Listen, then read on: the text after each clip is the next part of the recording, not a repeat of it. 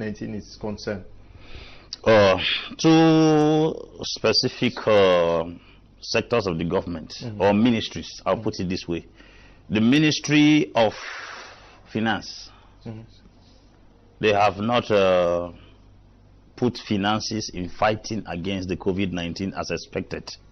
We are not comparing Cameroon with every other nation, and we want to work within the confines of the Cameroonian society. I don't want to say Senegal has done this one. They know where they are coming from with their finances. Let us consider the fact that Cameroon is considered as the second most hard-hit nation in the continent of Africa as far as COVID-19 is concerned. What we expected from the government, which automatically we have been talking and saying it over and over, are some measures they put in place, and these measures are not sufficient. We have seen a lot of situations on ground whereby, for the sake of people struggling to eat, they are instead transmitting these diseases more than ever before. I've always come on a platform and I will say, Senegal has done this, Gabon has done this, Chad has done this one has done this, Tanzania has done this. I don't want us to compare Cameroon with every other country because we don't know those people, their budget, and how we get our own budget. Let's talk within the Cameroonian context. I want to say financially, I must be sincere. The finances needed to fight against the COVID-19 has not been put in place. We started with that even depositing amount of money. We are talking about funds to raise. And the government deposited $1 billion in that fund. As far as I'm concerned, it is $1 billion the Cameroon government has released so far to fight against COVID-19. And then they are asking people to contribute, which means the contributions are very, very slow. People Very are timid. Very timid. People are not contributing, which is very, very disappointing. And if you look at it, the COVID-19 is taking a greater toll on us. The last time the minister gave out the report, we were about 803 cases, which is very, very drastic for a country like us. And the parameters that are being put in place to solve the crisis are very, very disappointing. So in that area, the Ministry of Finance has not done anything. Secondly, the Ministry of Commerce. In a time like this, they were supposed to have reduced the price of certain things based on the fact that money is no longer circulating, people are in their houses, and a lot of things have cut down the flow of money in the society. So I think that the cost of materials or basic commodities were supposed to have been reduced. Something like petrol. You look at bike men today, you go to taxis, they have reduced their passengers. It's falling back on the common because why? Somebody who does not carry 4 passengers will increase the price. The last time Bamenda is 7,000 francs. Bamenda used to be 5,000 francs, an additional 2,000 francs. They wage force on the common man who does not even have a means to go out and do any business. So Ministry of Commerce has not helped us. The Ministry of Health has been working. I must confess. They've been working. They updated us at every given phase of this crisis how things are going. But the measures put in place by the Ministry of Health to curb the crisis is not enterprising at all. How? Because I think Cameroon as a nation was supposed to have had at least sufficient kits to detect the sickness. I heard recently Melinda Gates said the reason why we have not yet seen the number of cases we are expecting in Africa because we don't even have the kits to check the number of people who are sick. That there are a lot of potential carriers who have not even known. So the reason why all the other countries are discovering they are because why they have the machine to even check that somebody is sick. There are many people already sick in Africa who don't even have the kits to check. So I think that one was not something we were supposed to wait for Jack Ma Foundation, Alibaba Foundation to send us kits to check. Because the last time I checked, Alibaba Foundation sent 20,000 kits and 100,000 masks to Cameroon. Okay. So these three ministries, Commerce, Health, and Finance, they have not been working effectively to put this crisis to an end. Good evening, Mr. Kum. I think we are in a country where the government is not serious. They can't even work in collaboration. When you take a look at the communique on the resumption of schools on April 20th, closely you will realize that the signature of the Minister of Basic Education was authentic while that of the Minister of Secondary Education was forged. It's really a shame on the side of the government. This is Denis Aki, me writing from Douala, Cameroon's economic capital.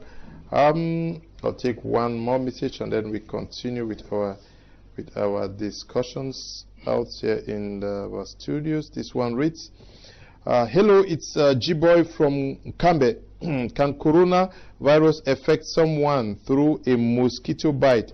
Nope, it can't.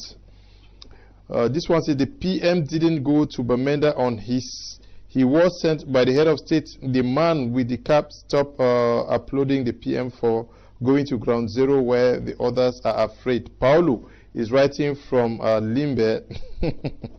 Good evening to you all in the house. I think the government needs to do away with all the ministers and administrators because they are the cause of problems in this country. Nuyit Ronald is writing from Bamenda. Okay, the message is not too clear. We have to look at our second topic for today, which has to do with our state universities and other higher institutions of learning in Cameroon.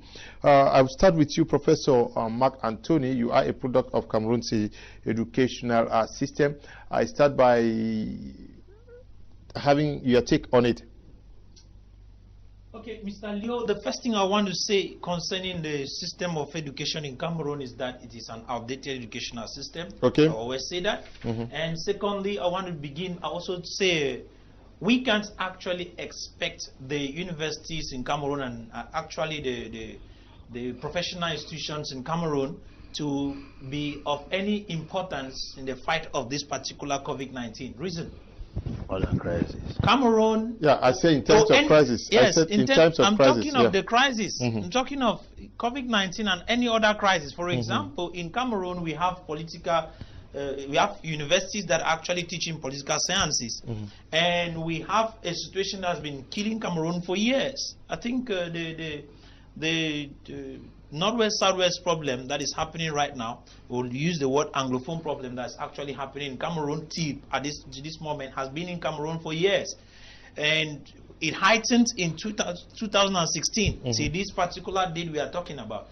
And we have political scientists in this particular nation and professors of political science whom have not been able to actually bring up any tangible roadmap to actually defeating. Even if they brought it, those who are sitting at the helm of power will not be able to apply, and they don't have that zeal to apply those strategies. When it also comes to technology, for example, we have universities with departments that are actually handling technology.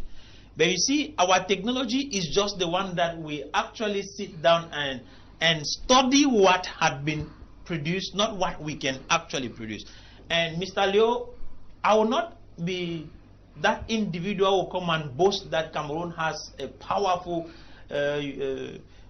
educational system that can permit our universities to give us any hope for fighting crisis in this particular nation.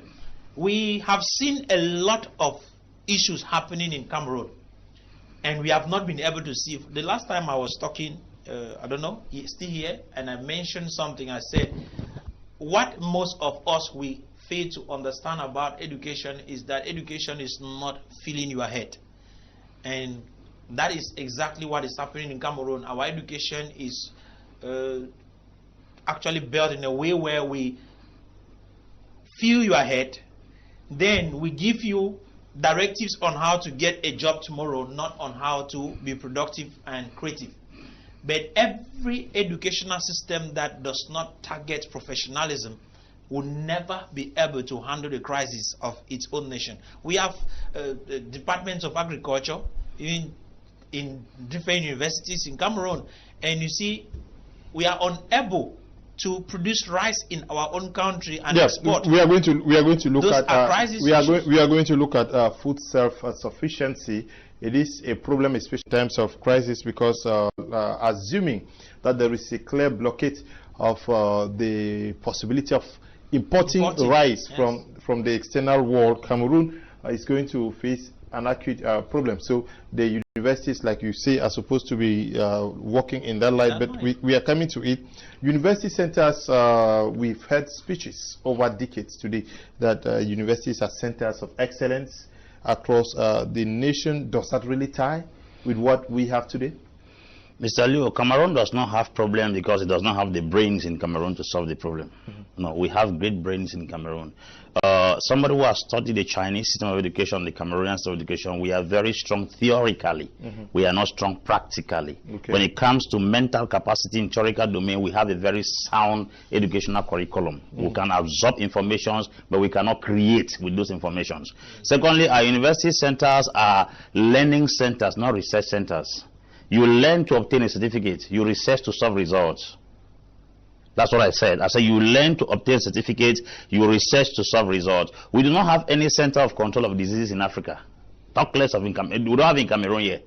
Now, if we are talking about our universities in Cameroon, our universities are universities where people study to obtain degrees and look for jobs. But if you look at university in other countries, people research to solve problems in the society. A university professor is supposed to come out with a solution to a problem that has lingered for too long.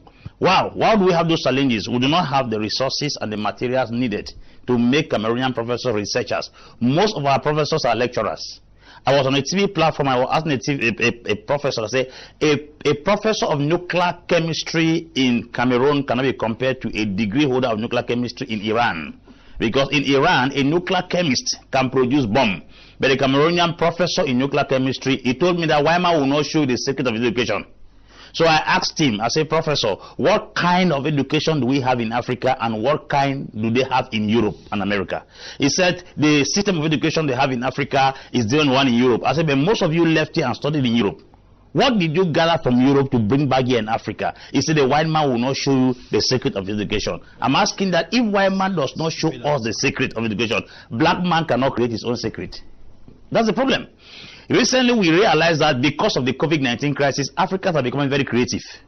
Do you realize that they have been able to discover a kit in Kenya that can detect the coronavirus because we are not given the opportunity to travel abroad? Do you realize that we have been able to make our own mask? We are no longer buying surgical masks from abroad because of COVID-19. May all these borders be shut.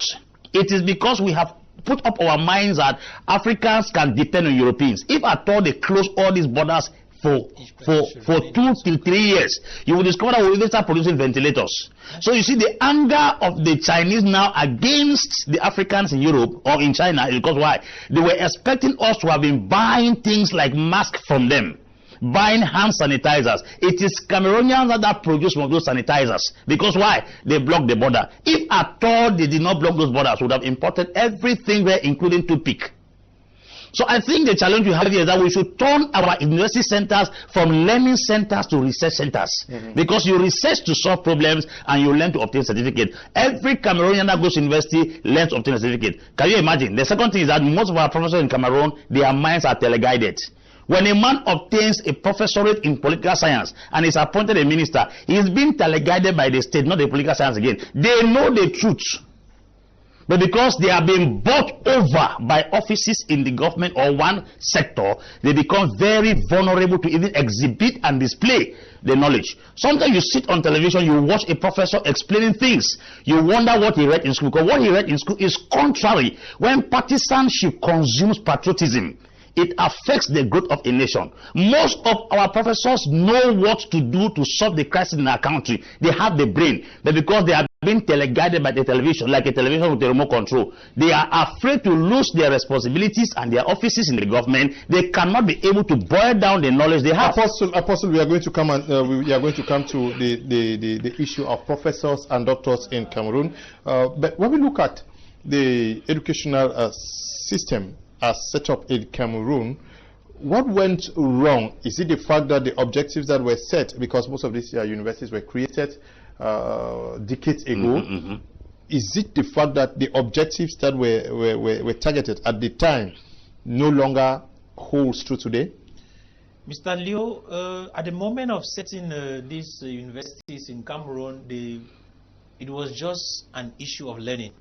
And it was not actually an issue of problem solving. We were struggling to import what the white man was doing and implement in Africa. And so that is why if you look critically, when they want to, if you get back into institutions, what they did is they just brought what they were studying, for example, in France, and implemented in Cameroon.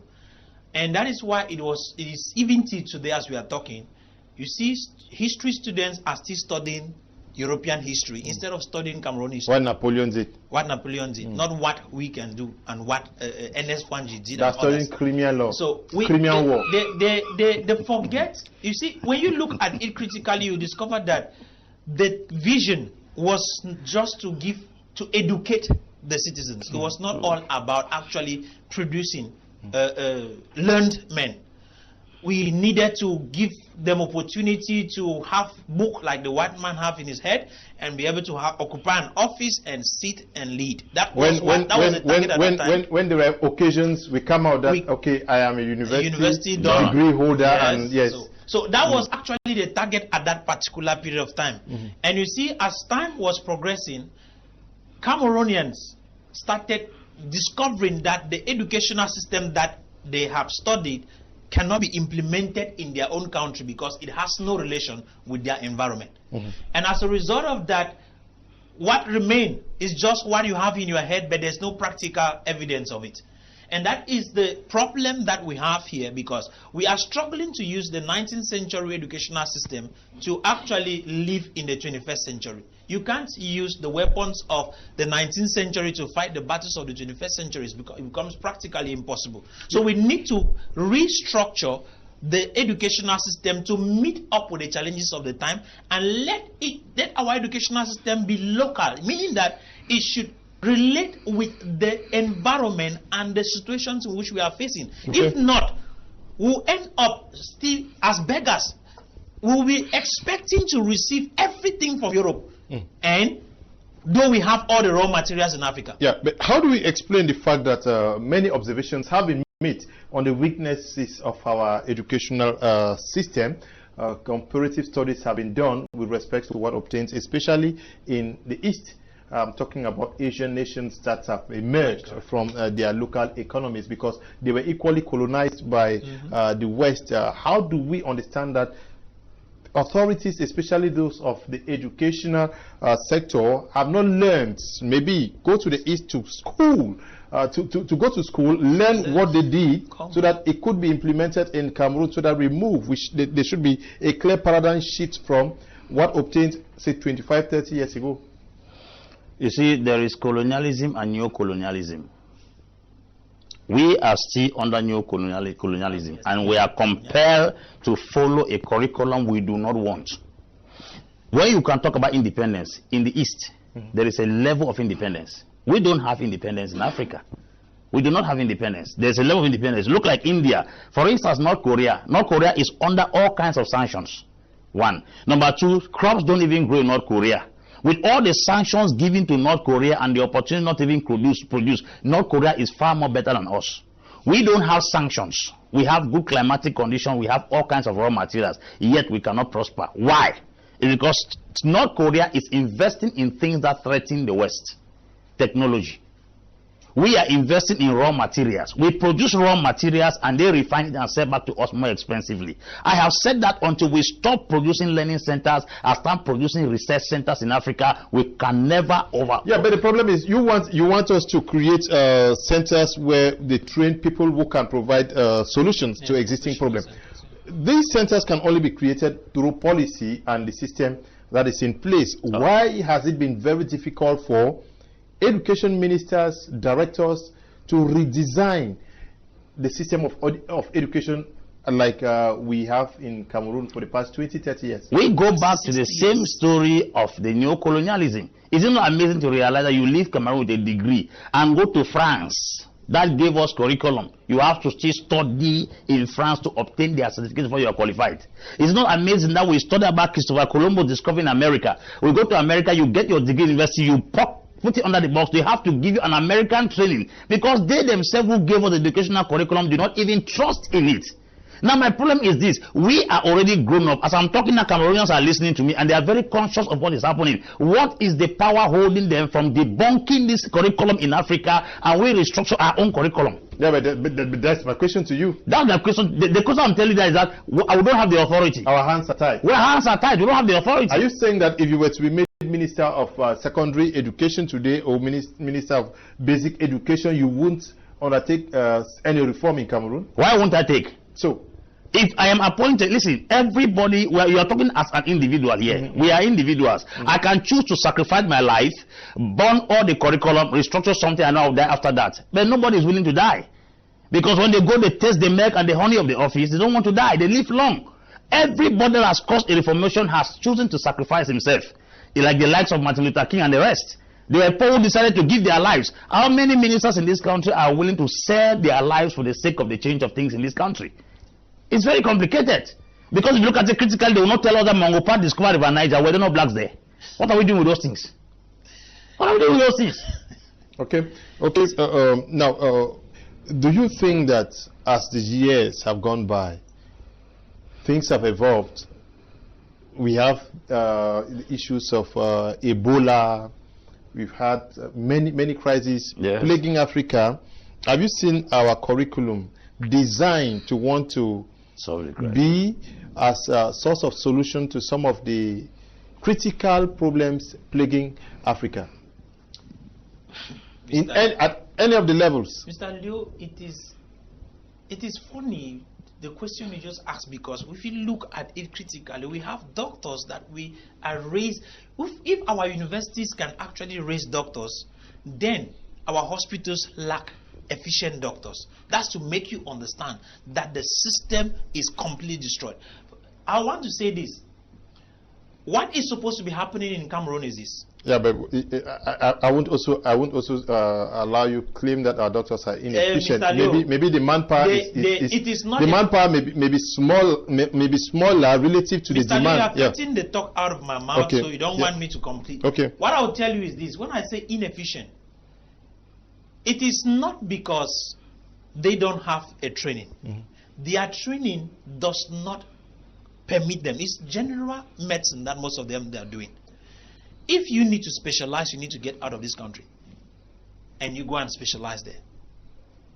So it means that our educational structure, the system, is not capable enough to build minds that have that capacity to reproduce. Or let me use the word to produce. Because we actually need creativity and innovation in order to make progress in our nation. But once education is meant, just as I said earlier, to fill your head, give you certificates, without actually giving you the weapons to fight the battles you are going to face, you are just a noisemaker. Everything you will be saying or doing will have no capacity. And that is exactly what is happening in Cameroon. And you look, when we look, for example, let's get into medicine. Before the white man came to Africa, there is traditional, let me use the word, there are herbs. And even what we call today medicine actually comes from those bark of trees and all those things that they do and tablet and sell back to us. I believe that we have everything it takes to go back and study natural the nature and natural science. Yes, natural science, to be able to come up with what it takes to fight this thing. I want to believe that as an individual, I was growing with my grandmother. I used to see her fight malaria at a time when people said there was no cure for malaria. She would get into the bush, cut some leaves, bark of trees, come and boil. And by the time she's through with it, there is no malaria case in the house again. What was she doing? The question I want to ask is, does it mean that my grandmother is more scientific than our scientists? I don't think so. The issue is, at a particular moment, you can't be expecting from Europeans to deal with African problems. We are in a different geographical location from theirs. The issues we go through are different from theirs. And so if we need to be able to solve our problems, then we must study in relation to our problems. Implying that any curriculum that is supposed to be built up must be a curriculum that is geared towards solving the immediate problems of Africans and immediate problems of Cameroonians. Meaning that we need to restructure that system to look at our daily activities and the environmental issues that we are suffering to build a curriculum that faces them. You give you that right. You see, What stops you from there doing is that? actually nothing that is going to stop most of us from doing it. Because it might be that, okay, we are looking up to have the certificate for you to be recognized as somebody who has this. But I believe that Africans can start getting into professionalism and forget about their documents. I have gone to an interview somewhere. I never heard anybody ask me, which certificate do you have? They asked me of my competency. What can you do? Okay. Yeah. And Mr. Leo, that is what we need to be fighting for. Okay. We need to build Cameroonians to be able to give what they can do, not what they have studied. Greetings to you, Mr. Kum, and to the brains on panel is Joel from Bafoussam. Your program is good for education. Mr. Kum, I am a bike rider in Bafoussam and I am a graduate from ENS Bambili, but I have no job because of Bia's government. Kamto is very, very right, because right now the citizens need their president to give them a speech of hope, a speech to make us strong, but he is nowhere to be found. Other countries have stopped landlords from taking rent because it is not easy now with finance. Even lights and water bills, we still pay them, and I don't work up to 2.5 a day because we carry one person, and if you double the price, the person you want to carry will not have the money to pay. What are the measures put in place? I am an IDP here in Bafoussam. You can imagine. Good evening to you, and we are sorry for your situation. Good evening. Cameroon needs a new government because Paul Biya government has failed Cameroonians. Good evening, Leo and the crew. I'm always having problems with my wife for she is adamant to follow this your wonderful program. Yesterday I missed you. Yesterday with the mighty senior barrister Ashu. Thanks. Thank God I just bought another set of television. Hope peace will return in to my home now. Ishe John writing from Yaoundé. Ishe, good evening to you. Thank God you bought a new TV, and that peace will definitely come back to your home. Let's look at the technical education. We are looking at our universities. I don't know how many technical universities we have in Cameroon, but we know that is where solution providers come from. We are talking about a nation that wants to emerge by 2035, and we are talking engineers, we are talking state-of-the-art carpenters, we are talking all these, engineers. Do we see the nation actually focusing more on that? They don't. How do we explain that we want to emerge 2035, and we know it is very clear that to emerge we need these persons, and today we are not seeing a clear change towards technical education? Mr. Leo, let's get back to the few technical schools that were somehow building up technicians in those days. We have GTHS Ombe, we have Sofati Kumba, and we have Canada Bamenda. Those are the three technical schools in the English-speaking region we knew in those days. And then we have a Lycée Technique here in Douala and some other Kumasi, Aqua. Those technical schools, if you get into those technical schools, initially when they started, they had very powerful instruments for practicals. But if you get down there now to those places, those workshops are completely empty. Now, how do you expect to train a technician theoretically whose life is dependent on practical works every day? That's it. Secondly, we don't have vocational training centers. We had one in Boya called OIC. It has vanished into thin air. Have you asked why all these structures suddenly disappeared into the air? When politics overrides governance, the masses suffer the casualties. I repeat, when politics overrides governance, the masses suffer the casualties. We don't want to get into agriculture. Because when I was growing up, I used to know of Move Coop, which was Muyoka Cooperative Farmers, Laugh Coop, Limbe, Baf Kubamenda. Now, where are all those cooperative associations? They are gone. It's to make us understand that what has eaten deep into the very fabric of the Cameroonian society is that the interest of men have taken over the interest of the nation. People are working for self-aggrandizement. We need vocational training centers. And like I said earlier, I was on a platform, they said, oh, we want professional. I said, professionalism has to do with competence, not certificate. Yes. Somebody might not have a certificate, but has a skill that is very, very outstanding in it. And let's give chance for skill to manifest rather than carrying diplomas and certificates. I know of teachers who don't know how to explain on the board.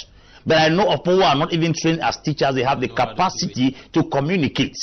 I know of men who are in the field of journalism who cannot communicate. And I know of men who are not journalists, but they have the capacity to communicate.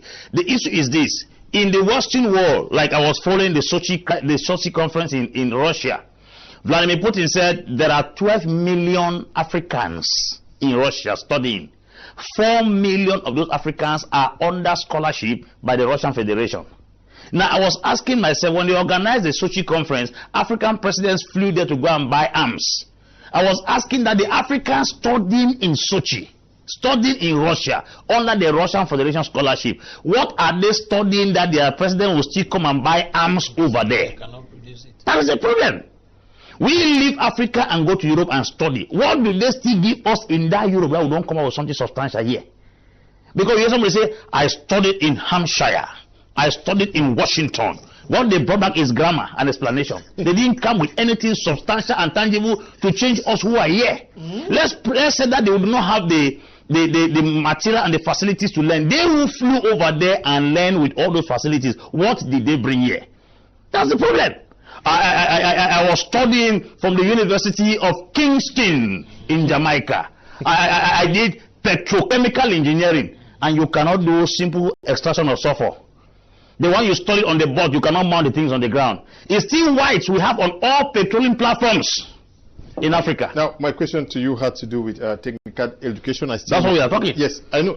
I stay with you on that. He raises the issue of the fact that those that were existing in former British Southern Cameroon, he's talking about Bamenda, Canada in Bamenda, in Sofati, Nkumba and Ombe, and we have the likes of Kumasi. Is the issue the fact that most of the existing equipment had been taken away, or the fact that when government decided to want to pursue the vision of wanting to emerge, they were supposed not only to depend on this, but also create wonderfully equipped centers, even more than what we are whipping over now. Renovation. Yes, Mr. Leo. You see, this is the issue. When we don't have a vision, you don't expect progress. The leadership of this country had never been a leadership with a vision. Because if it was a leadership with a vision, I read communal liberalism, and I saw a vision that was presented. But since the 1985, to this very day I'm talking, I've not seen any of those things realized. Nothing. Why? It means it was just a book, but not a true vision. Man, let me not cut you. It was a vision, but their hands are tied. Okay, let's You just have to be very clean. That man is intelligent. When we come back to it, at times we might want to blame the white man, but let us not go to those high things of producing machines and all that. What about, we know that our nation is an agrarian nation. We depend on agriculture. Which agricultural set up have we been able to put in place that can permit us to somehow be the exporters of food?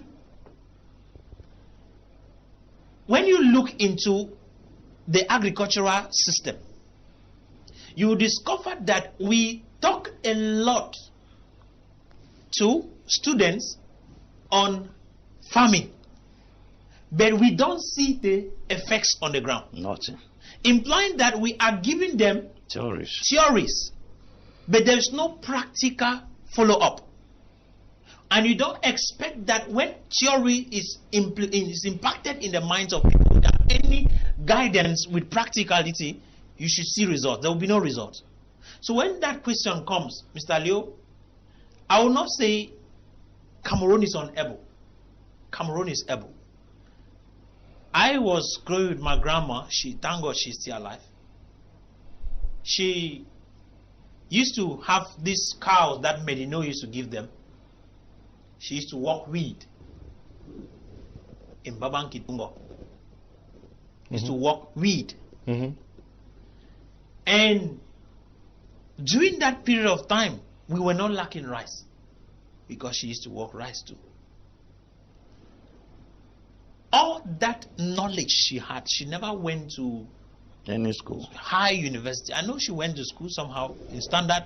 They ended in standard 6. Yeah, but why is the government not multiplying? Mr. Leo, yes. this is where I want to dive down. You discover that the system that was set precisely in the Anglophone section of this nation was, the intent was to raise productive individuals. The intent was to professionalize education. And that is why when you look, Foncha establishing, starting what we call the Ombe. Ombe was supposed to be a university. Of course. Not a secondary school. And a technical university. That was the dream of Foncha. When he brought in technical education, he wanted young Cameroonians from the Anglophone section that are growing. Yeah, granted, Professor. Yes.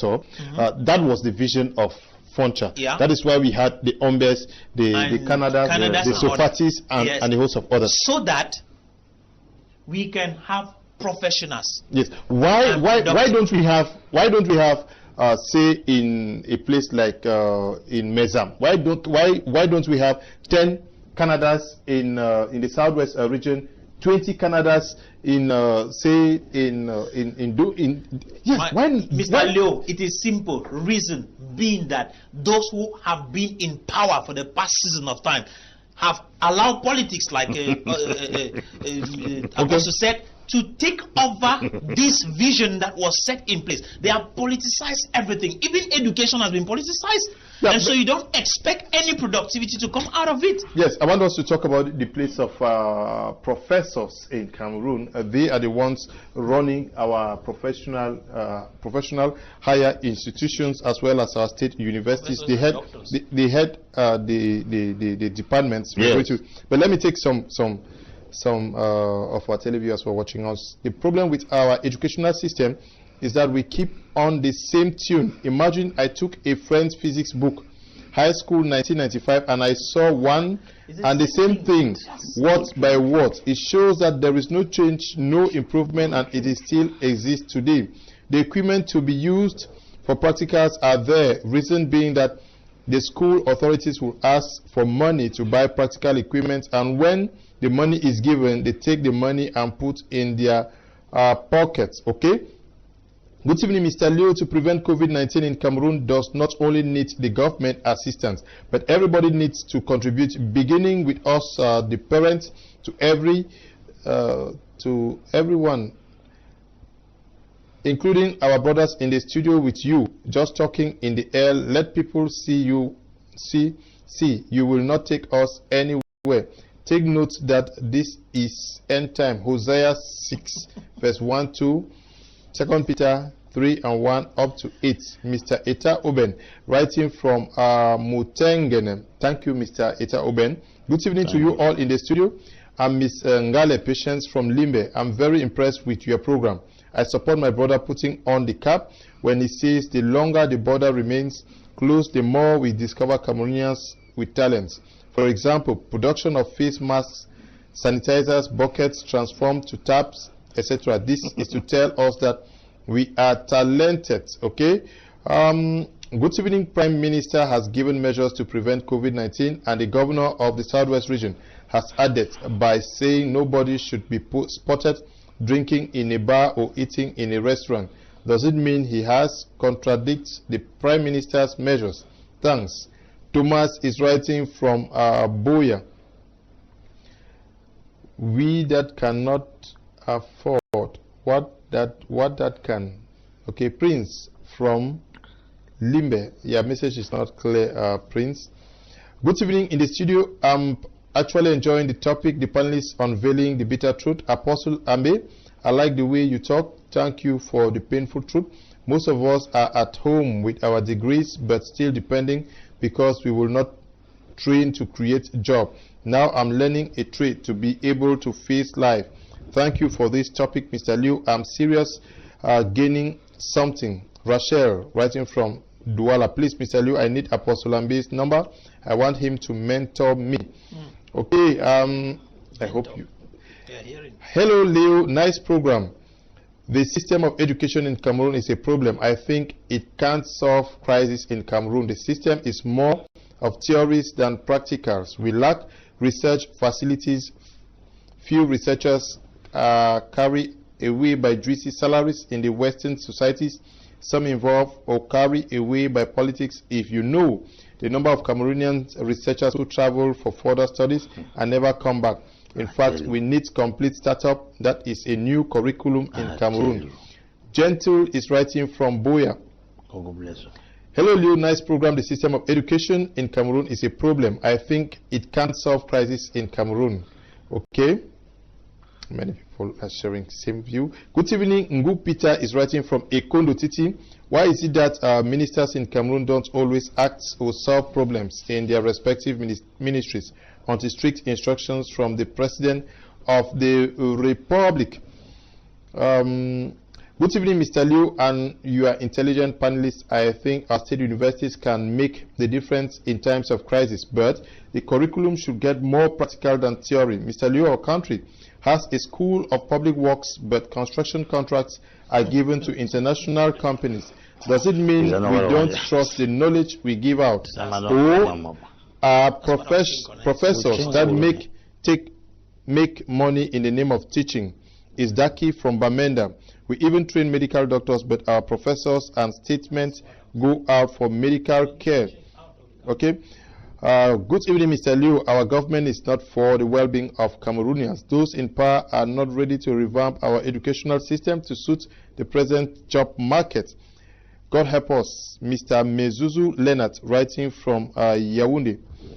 Kamto is like expressing the minds of the people, because the head of state silence in the heat of COVID-19 is a call for concern. Cameroonians listen to moves taken by other heads of states, and why should ours be different? Papa Joe is writing from Boya. Good evening to you all in the studio. I'm Forzak Zefni in Edinao. It's great to hear you build this nation at this difficult moment. Most of us go out about criticizing rather than suggesting possible solutions to solve our own problems. Please let us change our mindsets to think positive. Thank you very much for that message.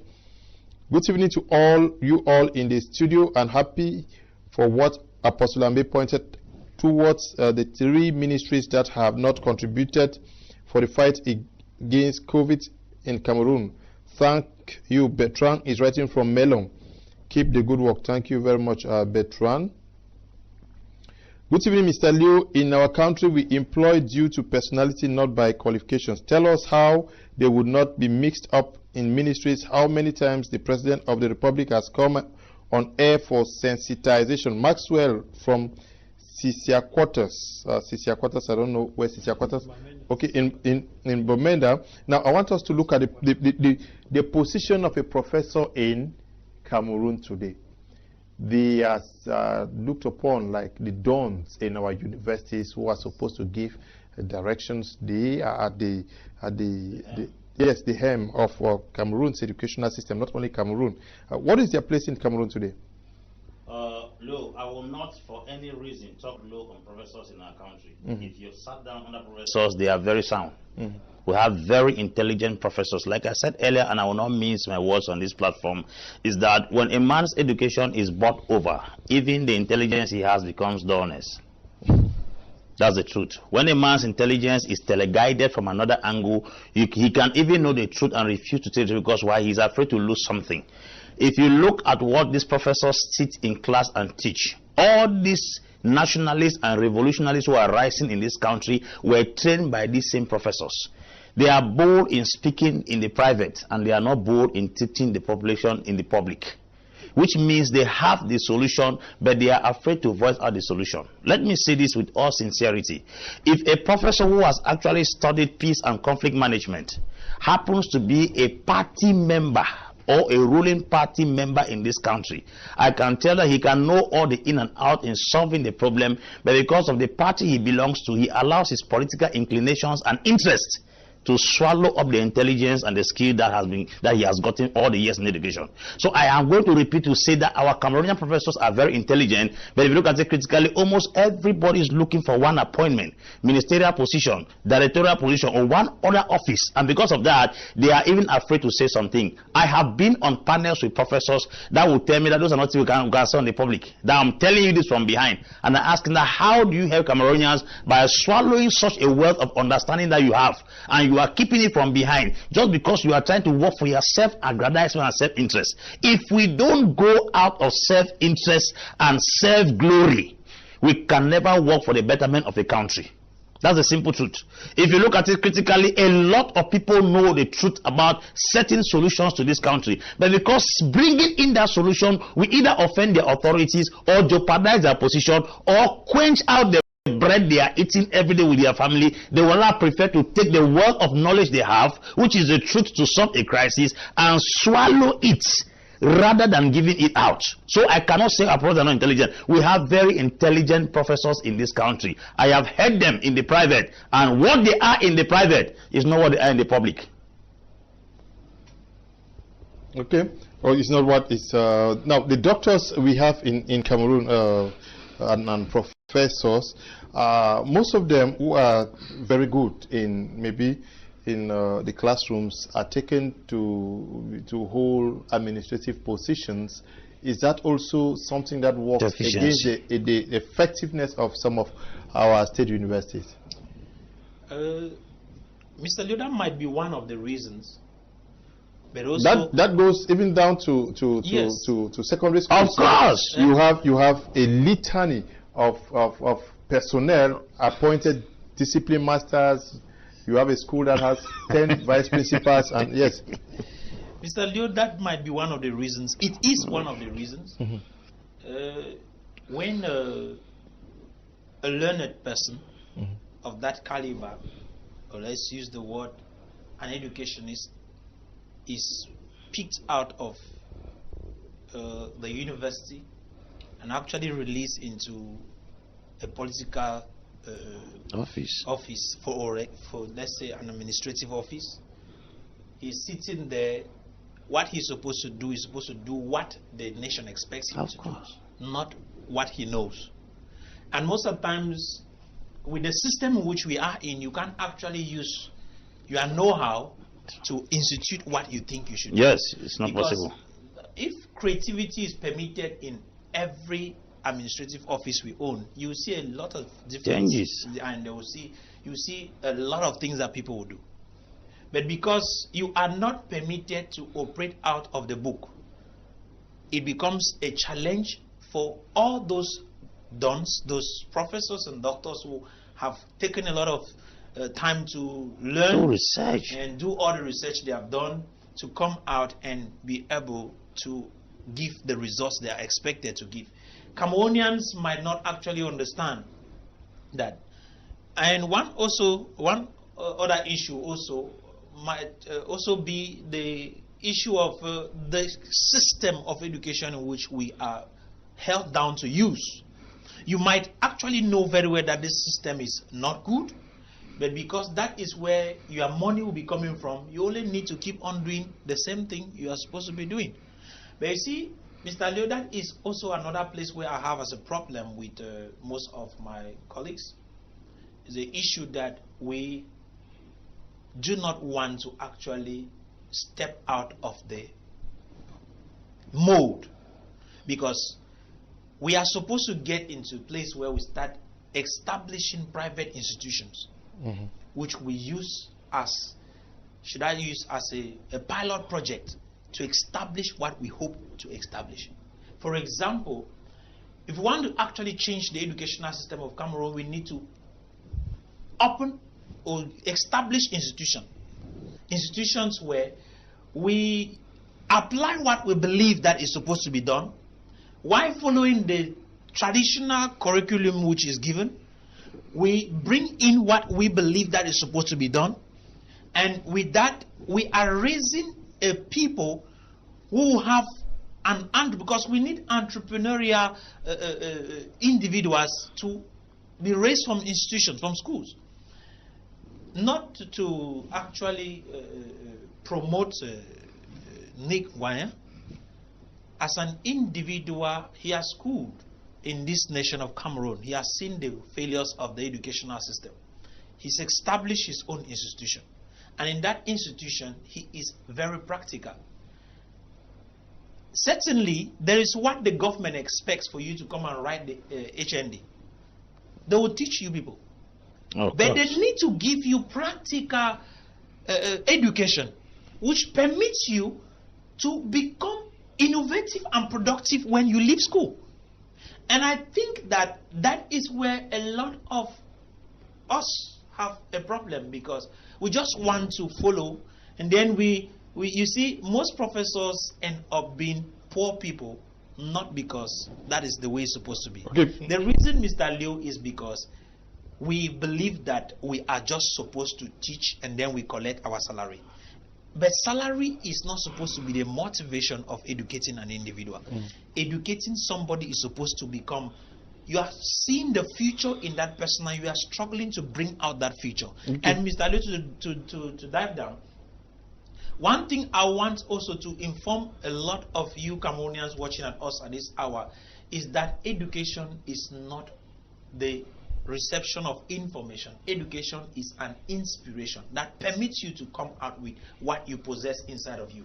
Each one of us carries something, and once you are motivated, when you are inspired through the learning you do in schools, you can come up with something. And that is the kind of way our curriculums are supposed to look like.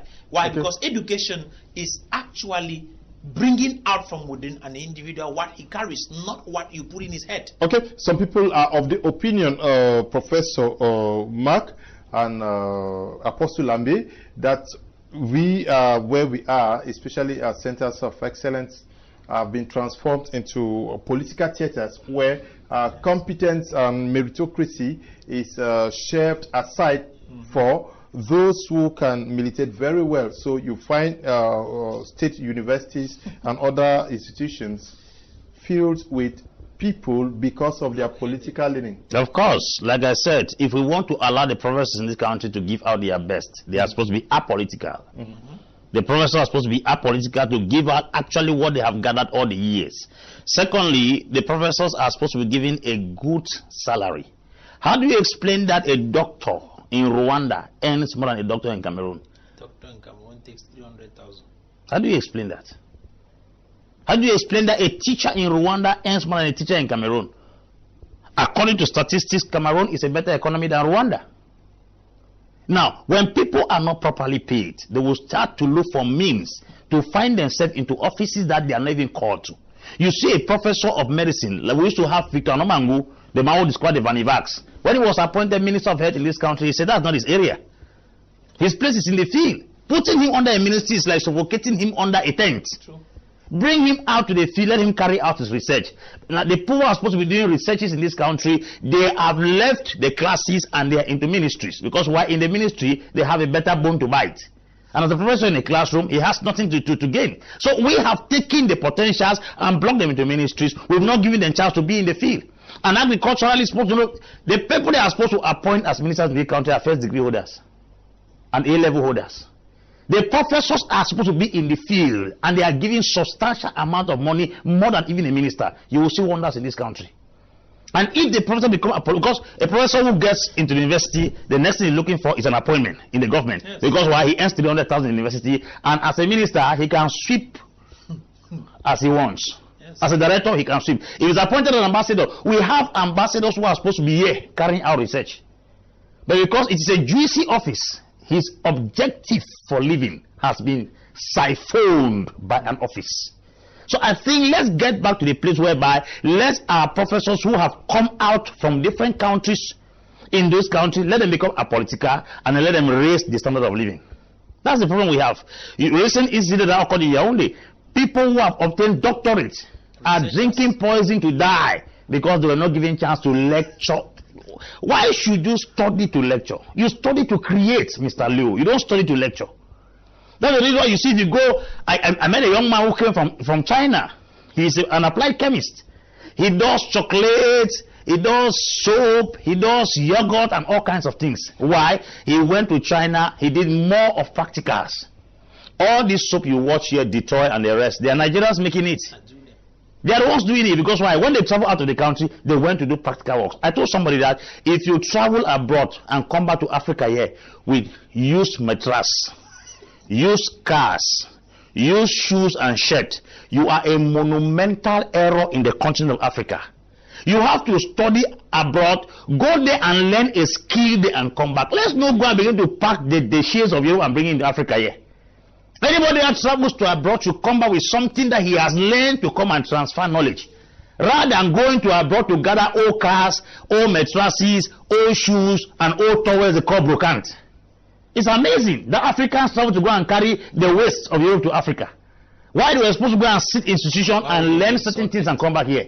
So the challenge we have is that let our professors become apolitical and let them raise their finances. Yeah, but how do we get them to be apolitical? Who do you blame? Is it the professor who thinks that he's not well paid and then needs some greasy positions to get some money out of the government? Or the government who knows that the responsibility of the professors is to build the academia so that they can provide solutions to the problems that Cameroon is faced with, instead of absorbing them away from the amphitheaters and using them in the ministries in Yaoundé. It is greed, Mr. Liu. A professor is a polyvalent material. He can have 4 sources of income at one blow. He must not have a political appointment to make the amount of money he's looking for. It's obvious. I want to also say, in one way or the other, the government is pushing them to do that. Yes, it is true. Well, that's not an excuse. It is true that each individual is supposed to have multiple streams of income, of making income. But a researcher spends more time in actually researching, which means he will not have the time to begin to do all those things you are saying. So, if he is supposed to actually invest himself in struggling to bring out the best, he is supposed to have a peaceful head. But you discover, somebody wrote and told us, and as I said earlier, that we are using weapons of the 19th century to fight battles of the 21st century. Implying that our educational system is an outdated educational system from the 19th century that is still being used in teaching in the 21st century. There is no progress. Why? Because as a professor, when I come and I sit in a classroom, I'm not struggling to add anything to what they have given me to give. I need my money. First of all, if you look in back 1990s, salaries of lecturers and teachers were actually sliced. They were paid practically nothing. You don't expect somebody who is educating the future of tomorrow to enter into a classroom with hunger in his stomach. No, they will not have that time. The Apostle John said they are supposed to have many sources of income. He will be looking for a means to create another one in order to eat. And most of them leave the classrooms and travel out of the country because it is not good here. But those that are still there, we appreciate them. And I also want to call on to the government to see into it that they work with these guys. See into it that they are actually paid so that they can do their job well and allow them the freedom to be able to reshape the system, the educational system. I don't think it is a minister that has the responsibility to shape the system of education in Cameroon. It is those who are in the field. We know better what these children need at this particular moment. Yeah, but the directives have to come from yes, somewhere. Mr. Leo, directives I wish to ask another challenge we have. The challenge is that we have directives would normally come from the presidency. But you know, before the president actually gives a go-ahead over something, there are supposed to be proposals people raise up. Bottom top Yes, approach. bottom top approach. So I believe that a lot of proposals have already gone. We are waiting to see if there's going to be a validation. Yes, Apostle. I'm asking that we're talking about professors in what? That's why we have to start asking questions. Yeah, but professors in all the fields, because let us you may be tempted to believe that we need professors only in the domain of sciences. No. But mind you that Cameroon, that's not what I the said. northwest and southwest regions is faced with a very critical issue that needs experts in political science, historians. Which is very correct. Yes. Which is very, very correct. I'm not against it. I was asking that we have professors in what? That's what I'm supposed to ask first. We have to the percentage of professors we have in Cameroon, in what field? Because we may be talking that we have 100 professors, 80 are in law. No, we have And then 20 are in different fields. So we have more law professors who don't have law crisis. We might not have law crisis. We have to do that statistics. We practically have professors in every field of. Nobody is against that. Nobody is against that. We obviously have professors in different fields. But which of the fields are we having the professors more? Okay. That is the problem. Okay, that is the problem. Let me take some few messages, then we continue. Good evening, Mr. Leo, and all the panelists. Mr. Leo, Cameroon will be a good nation if they will use their own brains. Mr. Leo, you can't imagine government will send students for scholarship upon returning home. They will ask the students to wait for 2 years before integration into the public service. I have one of my friends here in the United Arab Emirates. Government sponsored him for 4 good years, and he obtained a degree with a 4.0 GPA in automobile and mechanical engineering.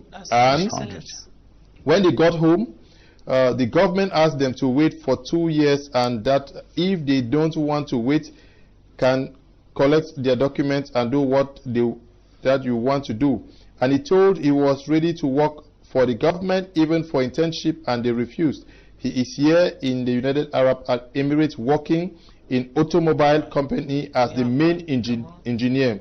He told me the reason why he could not wait for 2 years was no means for living, so he had to travel. My problem is, why spend money on students you can't use them for the growth of the country?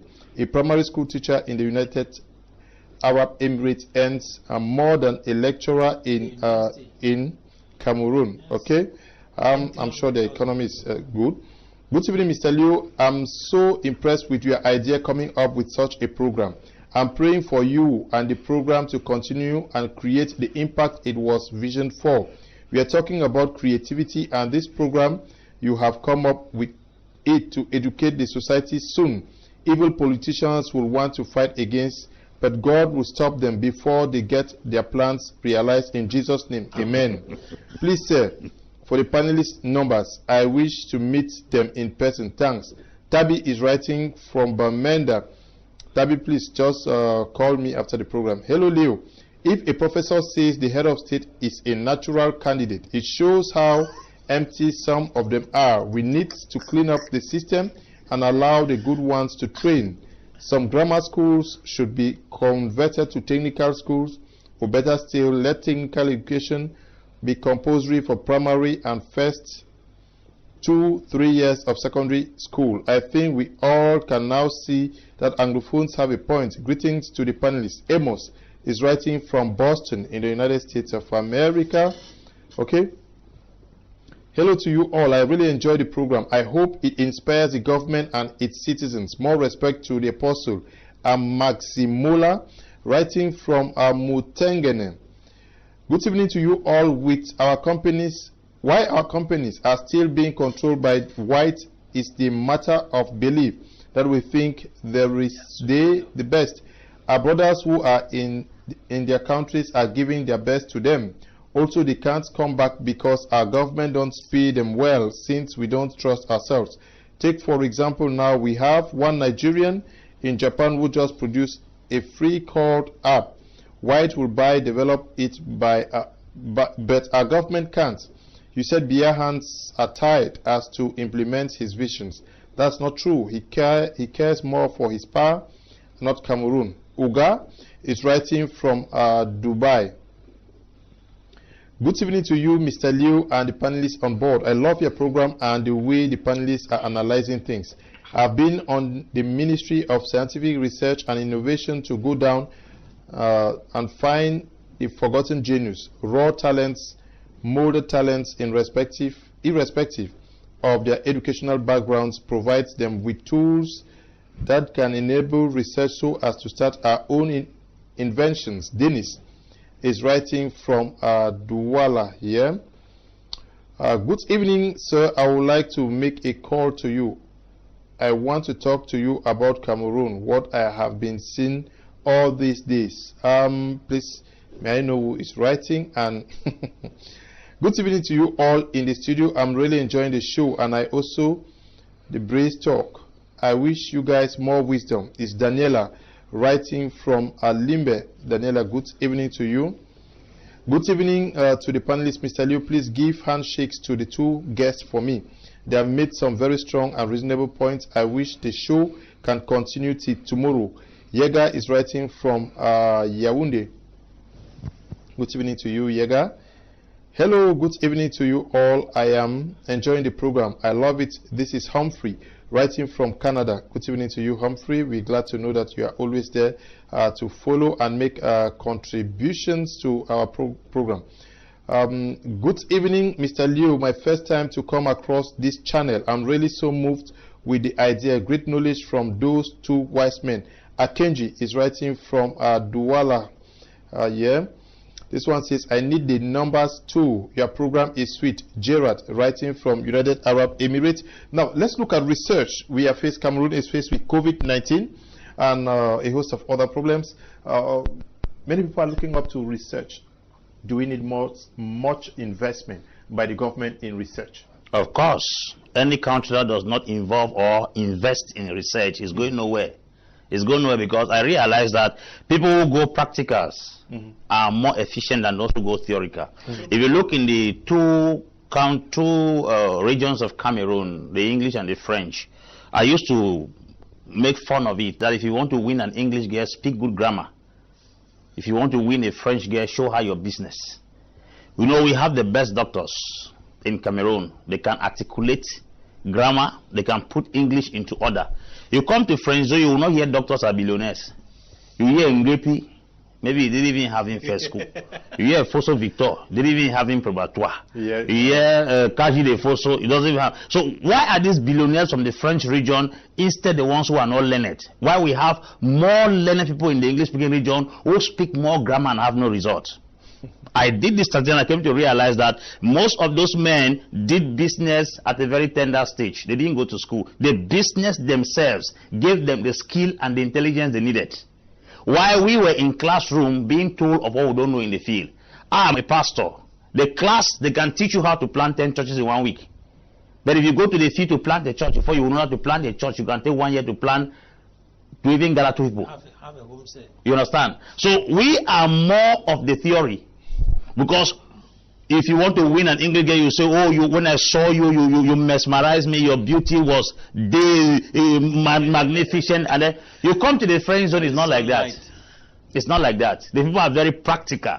So I've realized that the billionaires in Cameroon are not too educated. And I was asking myself, what is in this education that those who are not going to school are instead succeeding? And the ones who are going to school are not making the rest impact. I've questioned myself. Then I came to realize that the man who didn't go to school lived in his business for long. And his failures and his successes taught him the business. While those who went to school studied what they studied in the class. When they came back to the field to manifest it, they realized that practicals are quite different from theories. So I think the challenge we have in Cameroon is that we have long years What you study is not even of in theory. context. It's not in context with what you're about to do in the field. You face. So that's the challenge we have. A man who does mechanic in a garage at the age of 10 can fix a car better than him that has a degree in mechanic from a technical school. True. Now, somebody told me that when you go to Europe, they don't focus more on theories. The people are too centered around practical. So they bundle all these big books like NERCOM for physics and send to us. They don't read it. They don't read it. Where are the ones reading NERCOM? You have a thick book like this. When would a Form 5 child finish reading NECOM? It's outdated. It's outdated, and the information they even need it. So we have to do something possible to try to reduce the volumes of the book we are reading. Have you ever seen biological science? Okay. Biological science. I'm intrigued by this one. This one's writing from Nigeria. Say hello to you. Also, I want. There's a message I saw. I want to read so that we can react on it. This one's a greetings to all. Apostle Lambe is saying, my mind, Cameroon has the worst education system in Africa. There is no proof to that. I'm sure if you go to other countries, say Chad, Central African Republic, you would admire what we have here. We train doctors, but they are not being used. Instead, people, especially government officials, go abroad for healthcare. Cameroon has no vision at all when it comes to education. We focus more on the theory than practical. Nobeto Fernandez, writing from Limbe. Good evening to you, Nobeto. I'm looking for a message here.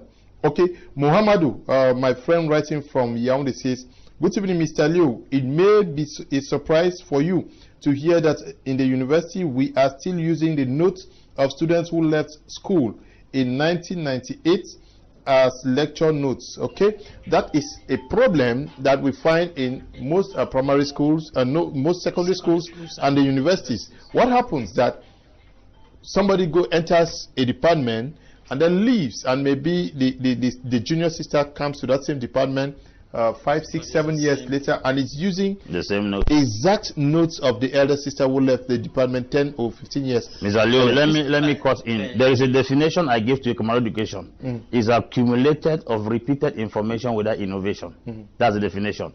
And the illiteracy of the 21st century is not him that has not gone to school.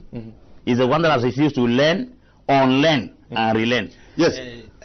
To come back to that point, I started here and I said we are using an outdated educational structure and system. Why did I say so? It is based on this issue that if you go back now, what they are teaching my children is what I learned. So what does that mean? It means that there is no progress. It is a stagnant educational system. And as I said, what you learn does not fit in context with the problems. And secondly, you can't actually be using somebody who learned something in 1980 does not have the same challenges that we have in this particular 21st century and in this 1920 or 2020. And as a result of the fact that this particular system has not been permits and actually grooms stagnancy, you would not expect to see any of these young people become productive tomorrow. And that is why if you discover every young man is looking for a way out of the country. Of course. Because they will ask you the question, are you the first person to have gone to school? You are not the first. What did you learn? It's the same thing I learned. It's the same thing that grandfather that is sitting presently in that office learned. So what do you think you can bring new? Since it is an outdated program, they know that those people who are sitting in the offices now knows what you know. Of course. So there's nothing new you can give. Yeah. But if our educational system was a progressive educational system where each year it is actually innovated to fit in the context of the challenges we are facing per season, then we'll have a very developed nation. But you see, we are targeting 2035 for emergence. But our educational system remains the same. The same things we learned in the 1980s we'll be learning in 2035. Question, then which progress, which emergence are we talking about? There's no you change. can't emerge if you are at the same level of thinking you were yesterday.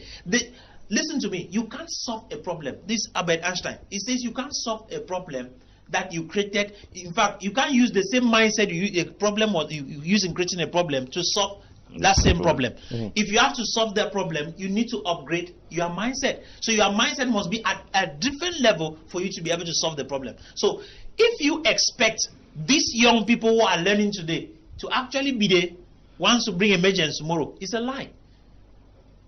Except that this educational system is completely scrapped off and something new re-established.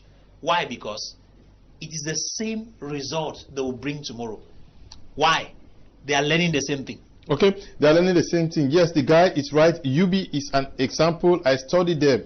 2007 questions, the same in 2013.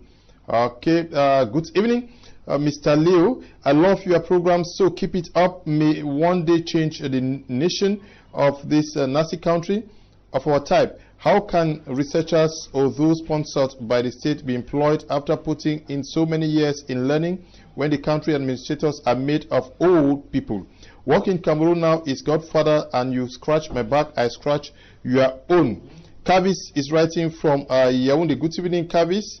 Good evening, Mr. Liu. It's Maje Ruben from Douala. I love your program. I wish you continue every day because conversation is another means of education.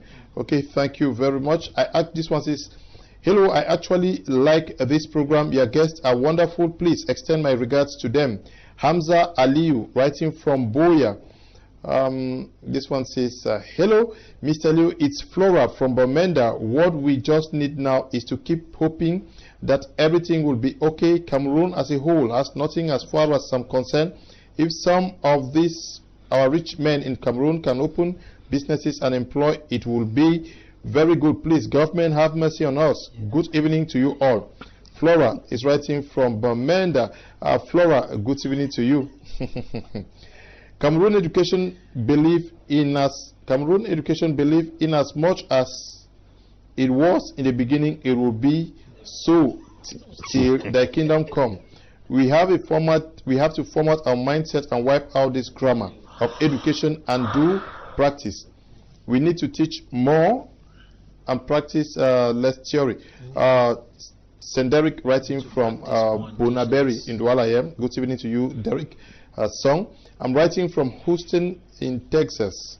I'm Bati from Houston, Texas. In Cameroon, they teach you to find X or Y. Until today, I have not seen the X nor Y. So education is not that useful there too, due to corruption and greed from the government. Education, let's look at the process of selection of those who are molding the children, because we are talking about a system of education manned by people who were selected either to teach a lecture in the universities or appointed to some of these positions. We equally know that for you to teach in the secondary school, you go through a selection process into ENS. Is there also a problem at that level? Because once we don't have the right persons, you can't have the right formula. You know, the challenge we have is that there's another definition of insanity is doing the same thing over and over and expecting better results. If at all we have a particular pattern of recruiting teachers in the country, you will realize that more of the recruitment in this country is not based on competence, it's based on connection. In Cameroon here, once children graduate from or high school, they look for who is connected to who. We have ENAM, Advanced School Administration and Magistracy. We have IRIC. We have ENS, Higher and Lower ENS. Most of these institutions, before the concours will come out, the names of those who are going to be there already. Before Polytechnic, we are talking of where somebody has 5 A levels in science. Is not qualified to go to Polytechnic, but somebody that has 2E in science because has connection is going there. So the challenge is that politics has infiltrated even the sectors they were not supposed to infiltrate. It's often said that there is a curse in Africa. Let me put it this way. The man that has first-class degree is sent to professional school. That's why you see all the Qs and Polytechnic. Those are who have first class. The man that has second-class degree writes ENAM and becomes an administrator. The man that has third class joins a political party, becomes an MP and a senator. He's the one that decides the law that governs a first-class man who is a professional school and controls the second-class man who is the administrator. Then a man who didn't go to school, who is a herbalist, a first school holder, he controls a politician who has third class. The politician controls the second class administrator by voting bills. Then the administrator controls the first class. So at the end of the day, man who didn't go to school is the one that has first class. There is a jumble up of educational system in Africa. Until we become very sincere to acknowledge the fact that people should be going to certain institutions based on meritocracy, not connection, then we are not going to have the best brains. Like I've said earlier, Cameroon does not have a problem because we lack the brains. No, because the brains we have in Cameroon have not been given the opportunity to display what is inside of them. This crisis going on like this, some of us who sit on television here, if we gather a few brains who have been left aside and put together, we can bring a solution to the crisis. The COVID-19 started. It was on this television we sat down and began giving procedures and points to follow immediately. We would not have been where we are today. So you don't think that Cameroon doesn't have brains. When we talk about brains, if you look at the critical, we go to Europe and America, we enter into classes. When you sit black children with white children, the difference is clear. But at the time of creativity, in the time of innovation, the time of producing something practical, that is where our challenges are.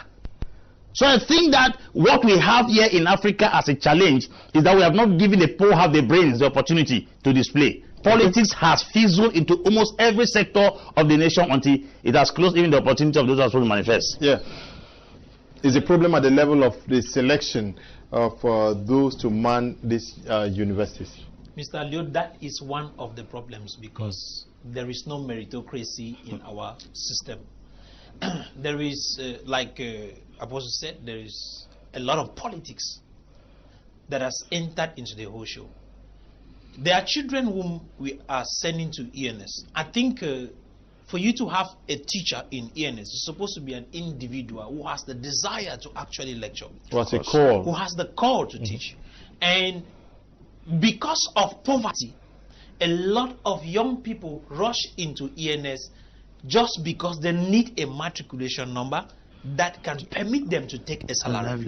So a lot of them are not going there because they actually merit to be teachers. Some of them are not going there because it is a calling for them to accomplish. They are going there because they need money. So a lot of them enter into it not for service but for their stomachs. And for those institutions where, for example, when we are talking about ENAM, where you need to enter into it because of might be one exams you wrote and passed a concours, most of those whom you see appointed there, they are appointed. This one is, pay my opinion, not based on every evidence, any evidence I can give, because you are connected somewhere. You are being actually brought into the school. Your name appears on the list even before exams actually comes out. Okay. And Mr. Leo, look at it. We have Polytechnic in Cameroon that is supposed to produce the highest technicians and engineers. But the question is, you just asked a question. Can our state universities and professional institutions, we should add that, show the way out of the crisis? Is there any results that you see coming from Polytechnic? Who are those who go to Polytechnic? Do you have any result? Is there any technical productivity that you have been able to hear that came from the Polytechnic Yaoundé?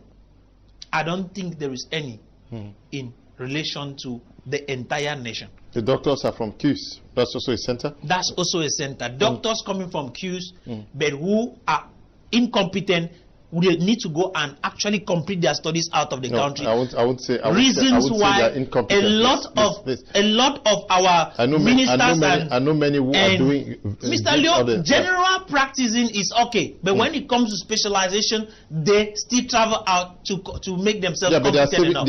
They save lives. We accept and we appreciate what they do, but that is why you discover that those big guns that are sitting in big offices, when they are sick, there are many doctors from Cameroon who are excelling out there. Do you know most of them? Most of the people sitting there, they know very well they are not competent, so that's why they are sick. They live out of the country. No, maybe so they are maybe they may be competent, but they lack the equipment. Let's build our hospitals in a way where and train our doctors in a way where they can handle things. Okay, let me take these few last messages. those I can read. Good evening, Leo. Your program is wonderful. Remember that passion plays a role in teaching. Many who teach now are doing so for livelihood. How can we be practical when teachers demand money during craft and handwork assignments? I am Oben Senior, writing from Boya. Good evening, Mr. Leo. When I was in GTHS studying woods work, I knew I'll be a super wood designer, but due to the hardship, I went home practicing agriculture. But today, I'm very, very proud of myself because I teach students from various universities of the country for free internship programs. Okay, that's great. Good evening to you all. What Pastor is saying is correct. I wanted to go to Enam. My cousin said he needs to connect me to one of his friends, which I will pay 2 million to enter. What's all that? Our country is corrupt. Cecilia is writing from Limbe in Isokolo. Hello, the system of education in this country has to switch totally from the base right up to the universities to a technical system for us to have more productive young men and women. This is Chris Benla writing from Yaoundé.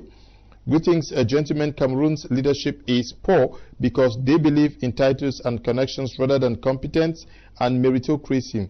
There is no innovation in our educational system, which renders students useless upon graduation. Only the grace of God can set us free from this. Elif Daniel writing from Yaoundé. If the government knows that they will not change, let them tell us so that when we give birth to our children, we should send to do business or learn work rather than wasting time in the name of schooling. Paul from Limbe, please invite Fire Elvis Prince and be on panelists next program. Okay. Good evening to you, Mr. Liu, and the panelists. I love the program, and I want to say that our state universities can only try to solve food crisis. UB, for me, is lecturers will bring notes from 2.5 decades and dictate. Many students are in the streets do what they did not read in the university. Okay, that is survival skills also taught in some of these universities, because I'm sure I was taught how to survive in the university. Good evening to you in the program. I'm just a technical student studying electricity, but a common building in school, they look for an electrician outside. Then what are we learning? Means is My God. Roland is writing from Bamenda.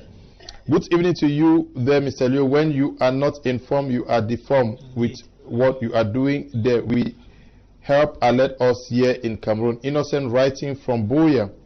Lots of messages from Boya. I'm glad to know that. I'm sure there is electricity in Boya this night. Puka from Limbe says this will a lot, but not everyone has TV in his or her house. Okay. So educate a lot. Good evening, Mr. Liu and Leonard panelists. I must confess to you that I love my Media Prime for its wonderful programs like this one. Please, we need our educational sector needs reform, else we will be spending our time speaking grammar instead of creating opportunities. Hilary is writing from Yaoundé. Greetings to you all in the studio. We have students in Cameroon universities who can't move forward with their research because of lack of modern and even basic equipment which a normal university should have. That's why with a master's degree from Cameroon, you might be required to redo the program when you go abroad for further studies. Deloy is writing from Tombel. Those old heads just want you to go to school and go in for concours and not get better than them. It's Curtis writing from Tico. I hope this country can change and become like USA someday. By Ketu James writing from Manjo. Good evening to you, Ketu. Notwithstanding, I really wish the government could improve on the level of governance with respect to youth empowerment in fields like agriculture. Wish you all in the studio a good night. Edwin Wingo writing from Bamenda. Greetings to you, Mr. Liu. I love this program with passion. I want to congratulate your guests for today because they are making real sense, especially the one with the cap. More grace to your elbows. Evelyn writing from Yaoundé. We have to end at this juncture. Professor Mark Anthony Afumbom, we are glad you were part of this show. Thank you for coming. Thank you, Mr. Liu, and it's my pleasure, and I think it's always a privilege being here. And I want to say thank you. All of you were actually watching at us, and I believe that you learned something, and by virtue of what you learned, I'm sure you're going to start doing something to improve yourself while waiting for the educational system to be actually restructured. Okay. Hello, good evening once more. Again, I salute all your panelists for the wonderful contributions as far as this topic is concerned. Cameroonians now depend on the head of state speech, which says the youth should invest more in agriculture, which perhaps will serve as a source of employment. How can they go employing when all the youth are expected to do agriculture? Okay.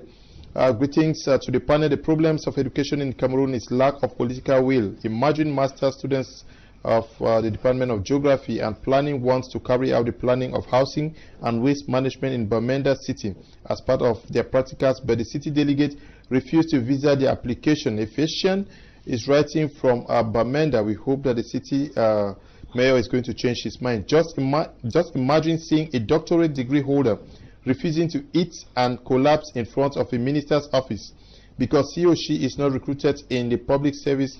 What kind of training can this kind of lecturer give to his okay, Tem is writing from Limit. Tem, that is hard. Good evening, great people. I love your program. Finally, we got a TV channel that can educate Cameroonians. God is great. Keep up, my people. Ateze Emos, writing from Bafoussam. Mr. Liu, ENS is like any other exams in Cameroon. It's bought like a piece of bread. People don't write, but they are selected. Okay? Good evening, my brothers in the studio. I'm Banga Gabriel from Douala. The government is unable to regulate the economic situation in times of crisis. Landlords in New Kamwata Sonara are making money, but the government is waiving and inflicting pain on citizens even when there is no work. Companies shut down. It's a pity to the decision makers of this country. Apostle Ambe, we are glad you're part of the show this evening. Thank you, Mr. Liu. It's a privilege always to be on this platform and to appreciate the millions of televiewers of My Media Prime and Prime Hour, specifically the talk of the nation. We want to appreciate you also for your contributions and your encouragement. We are humble for the recommendations you give to us, and we are proud to say we are standing with our toes established on the earth to see that Cameroon becomes a better place. Okay. One more word for you, televiewers. The Nigerian Minister of Health said they will depend on indigenous drugs to fight against COVID-19. So Cameroonians, start looking for the grasses and the barks of trees to fight against COVID-19. Okay. JC, we say thank you to you at the broadcasting. We say thank you to you too, Eli, and to you, Desmond. You guys have been doing your job very wonderfully since the morning. We equally want to say thank you to the thousands of millions of televiewers who watch the program in and out of the country. We equally want to say thank you to you, Tambe Bryant, who is supervising our work out here. And it's a bye from us. Stay blessed. Good night.